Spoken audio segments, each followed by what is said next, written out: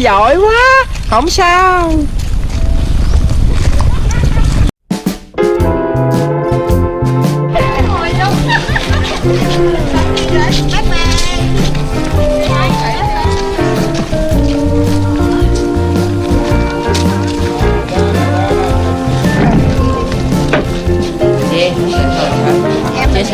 Emily đâu rồi?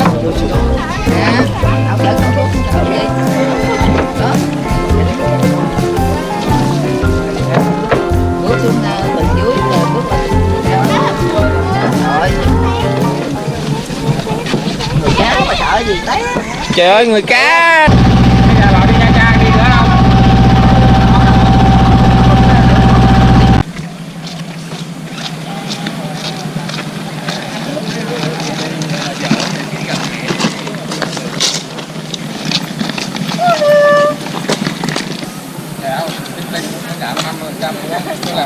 Mua ví dụ đi với ông già tôi mua cho một cái, tôi mua một cái chứ mình làm gì mình xài 2 cái.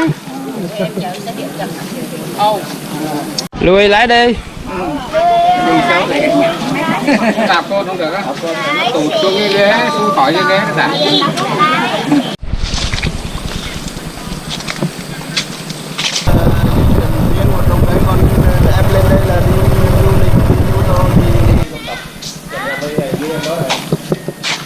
Rồi bánh tôi kiểm tra.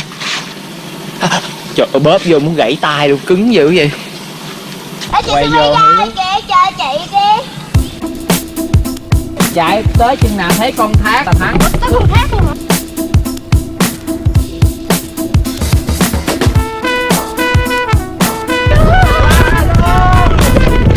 Đứa mình mạnh quá, với tao mình là chùm đạp xe đạo.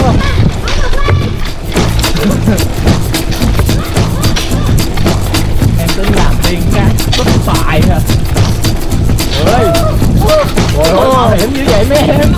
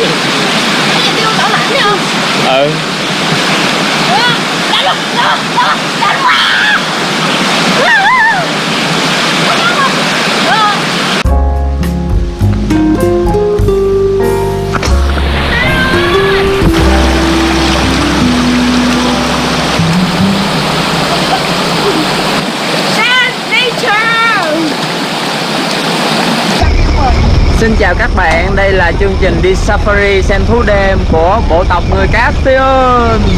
Đây là các thành viên kỳ cựu, đây là những tiên cá tương lai.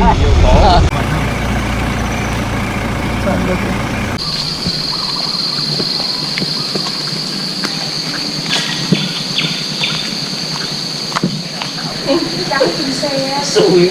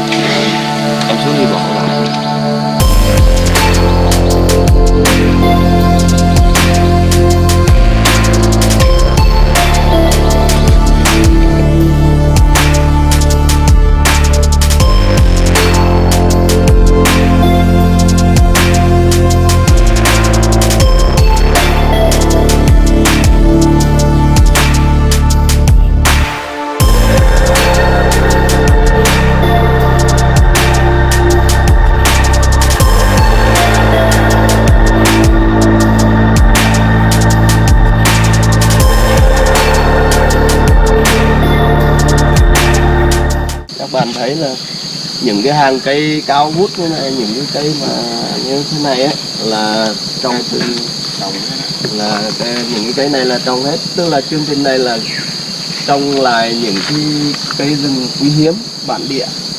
Con dắt nó chưa không? Nhìn anh giám đốc nè. Hai tay không? Lỗ là có để sẵn cái cây đó. Lên ngồi đây. Có dắt. Lại trên bờ đi, bỏ ba trên bờ đi để tí nữa gặp đôi xe đùa.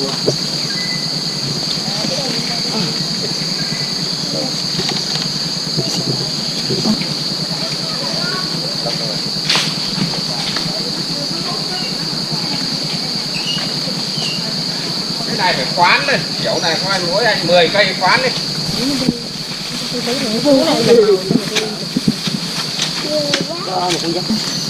Không chia sẻ nhất thôi, không chia sẻ nhất thôi. Hai đồng vào không? Con Tùng nó gói xuống nghe, con đứng thẳng lên sao con kéo nổi. Tùng nó gói xuống đúng rồi, chân trước chân sau. Cái chân cẩn thận cái chân.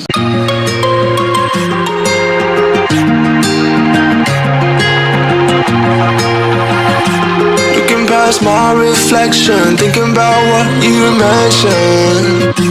It was supposed to be the one to take every last pain away. Nothing I'm not loving. Maybe time told us that we were different. Did it break you down? Staring at the ceiling, fighting off a feeling.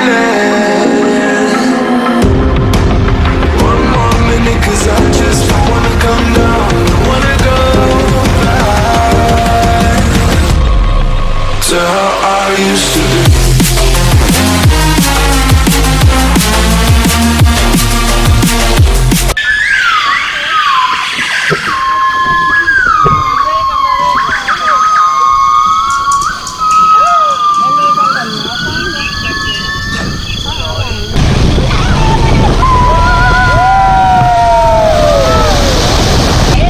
Lô ơi.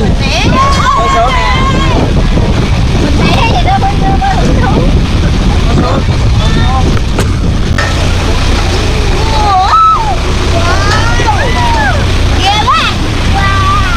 Chào mấy đồng chí.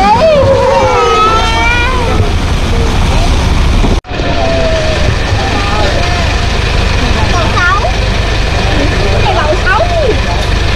Ở đây là dừng lại cái cho mọi người đây là ba đi vào một sống.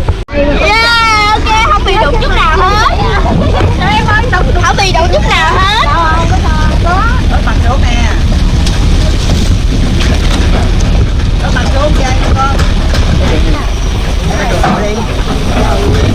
Ê, cái lưng thôi. Phá rồi. Lên rồi. Không bị chút gì hết.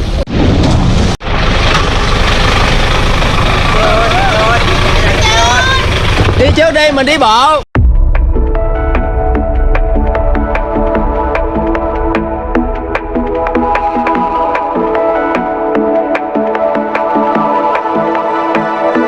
Watching it end again and again.